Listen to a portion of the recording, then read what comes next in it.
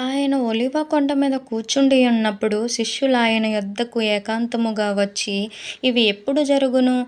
నీ రాకడకును ఈ యుగ సమాప్తికిని సూచనలేవి? మాతో చెప్పుమనగా, యేసు వారితో ఇట్లనెను, ఎవడునూ మిమ్మును మోసపరచకుండా చూచుకొనుడి. అనేకులు నా పేరట వచ్చి, నేనే క్రీస్తునని చెప్పి పలువురిని మోసపరచెదరు. మరియు మీరు యుద్ధములను గూర్చియూ యుద్ధ సమాచారములను గూర్చియూ వినబోదురు.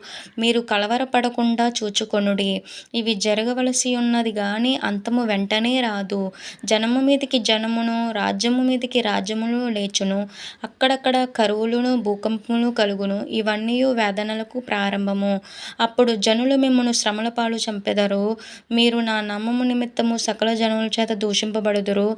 అనేకులు అభ్యంతరపడి ఒకనినొకడు అప్పగించి ఒకనినొకడు ద్వేషింతురు. అనేకులు అబద్ధ ప్రవక్తలు వచ్చి పలువురిని మోసపరచెదరు. అక్రమం విస్తరించుట వలన అనేకుల ప్రేమ చల్లారును. అంతము వరకు సహించు వాడెవడో వాడే రక్షింపబడును.